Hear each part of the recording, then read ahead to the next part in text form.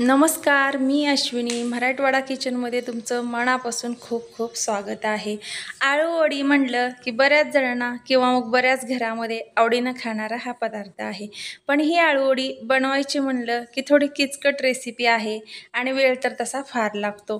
पण आज या व्हिडिओमध्ये खूप सगळ्या सोप्या पद्धतीनं अगदी कमीत कमी वेळात खुसखुशीत आणि कुरकुरीत आळूवडी कशी बनवायची आणि बनवण्याची पद्धत तर नक्कीच वेगळी आहे। तर व्हिडिओ तुम्ही शेवटपर्यंत पहा, तुम्हाला नक्कीच पहिल्या प्रयत्नात अगदी परफेक्ट अशी आळूवडी तुम्ही बनवू शकाल। तर चला मग आता वेळ न घालवता आपण रेसिपीलाच सुरुवात करूया। मैत्रिणींनो, आळूवडी बनवण्यासाठी इथं सगळ्यात अगोदर आपल्याला एक भांडं घ्यायचं आहे। तर इथं मी एक बाउल घेतलेला आहे, तुम्ही कुठलंही भांडं वापरू शकता। यामध्ये 2 वाटी इथं मी बेसन पीठ टाकून घेतलेलं आहे। 2 वाटी बेसन पीठासाठी आपण अर्धी वाटी तांदळाची पिठी वापरलेली आहे। तर ही तांदळाची पिठी तुम्ही गिरणीमधून दळून आणू शकता किंवा मिक्सरमध्ये सुद्धा बारीक करू शकता। मिक्सरमध्ये जर बारीक तुम्ही बनवून घेतली तर थोडीशी जाडसर बनते। तर आता यामध्ये आपल्याला वाटण बनवून घ्यायचं आहे टाकण्यासाठी। त्यासाठी मी कोथिंबीर, हिरवी मिरची, लसण, ओवा घेतलेला आहे 1 चमचा आणि 1 चमचा जिरं घेतलेलं आहे आणि कढीपत्ता घेतलेला आहे। आता सगळं हे मिक्स आपल्याला करून एका छोट्या मिक्सरच्या जारमध्ये टाकून घ्यायचं आहे आणि पाणी न टाकता हे मिश्रण आपल्याला बारीक करून घ्यायचं आहे। इथं बघा, पाणी न टाकता हे मिश्रण मी मिक्सरला वाटून घेतलेलं आहे। तर या पद्धतीनं थोडीशी जाडसर अशीच याची भरड ठेवायची, त्यामुळे वडी आपली अतिशय खाण्यासाठी छान लागते आणि वरतून आपण टाकलेला ओवा आणि जिरं असतं ते पण छान असं क्रंची लागतं। आता पूर्ण हे सगळं मिश्रण जी जाडसर मी भरड बनवून घेतली होती ती या पिठामध्ये टाकून घेतलेली आहे।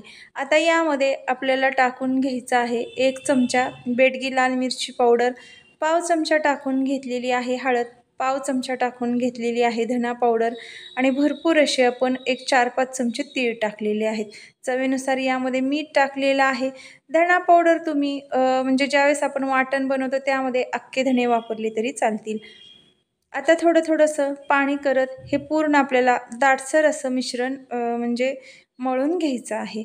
तर अगदी पातळ ज्या पद्धतीने आपण आळूच्या वड्या बुडवून त्या पिठामध्ये बनवतो त्या पद्धतीने आपल्याला हे मिश्रण बनवायचं नाही, तर हे थोडंसं आपल्याला दाटसर ठेवायचं आहे।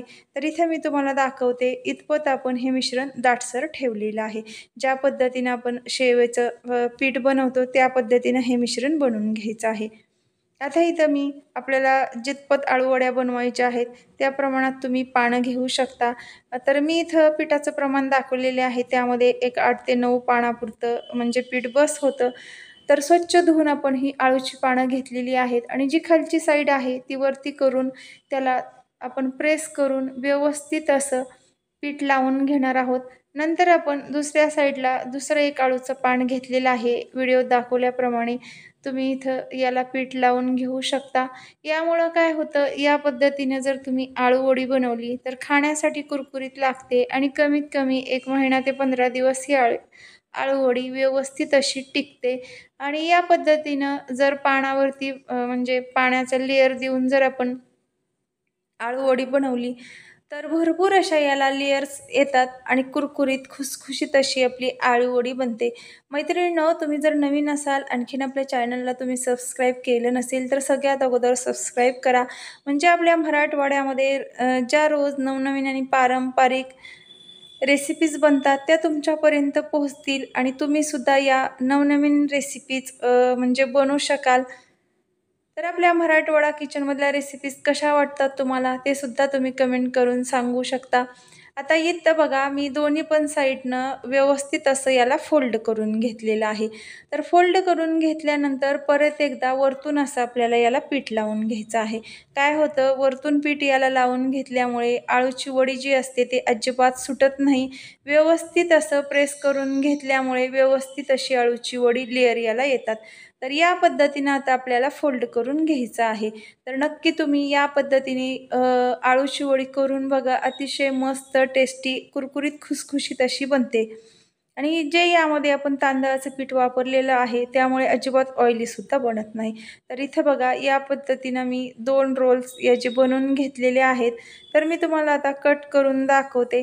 तर थोडंसं कट करताना म्हणजे प्रेस देऊन कट करून घ्यायचं, त्यामुळे लवकर हे पानं कट म्हणजे केली जातात. तर नक्की तुम्ही या पद्धतीनं आळूची वडी बनवून बघा. खूप सोपी पद्धत आहे आणि तुम्ही सांगितलेल्या पद्धतीनं जर बनवली तर अगदी पहिल्याच प्रयत्नात परफेक्ट अशी आळूची वडी तुमचीसुद्धा कुरकुरीत आणि खुसखुशीत बनेल. आता आपल्याला आळूवडी तळण्यासाठी इथं मी एक पॅन घेतलेला आहे आणि त्यामध्ये तेल टाकून घेतलेलं आहे. तर आपल्याला म्हणजे जास्त हाय फ्लेमवरतीही नाही आणि जास्त कमी पण नाही, मीडियम साईजच्या गॅसच्या फ्लेमवरती हे आळूवडी आपल्याला तळून घ्यायची आहे. आता या पद्धतीनं या आळूवड्या मी यामध्ये सोडून घेतलेल्या आहेत. तर ही पद्धत खूप सोपी आहे. याला ना वाफलून घ्यायची गरज आहे ना शिजवून घ्यायची. अगदी कमीत कमी वेळात पण खाण्यासाठी मस्त परफेक्ट अशी ही आळूवडी बनते. आता इथं मी 2 बॅचेसमध्ये या आळूवड्या तळून घेतलेल्या आहेत. गॅसची फ्लेम ही अगदी मंद ठेवलेली आहे. त्यामुळं काय होतं, जे बेसन पीठ आणि तांदळाच्या पिठाचं जे आपण याला म्हणजे पीठ लावून घेतलेलं आहे, त्यामध्ये मस्त असा कुरकुरीतपणा निर्माण होतो. त्यामुळे अगदी मंद आचेवर ही आळूची वडी आपल्याला तळून घ्यायची आहे.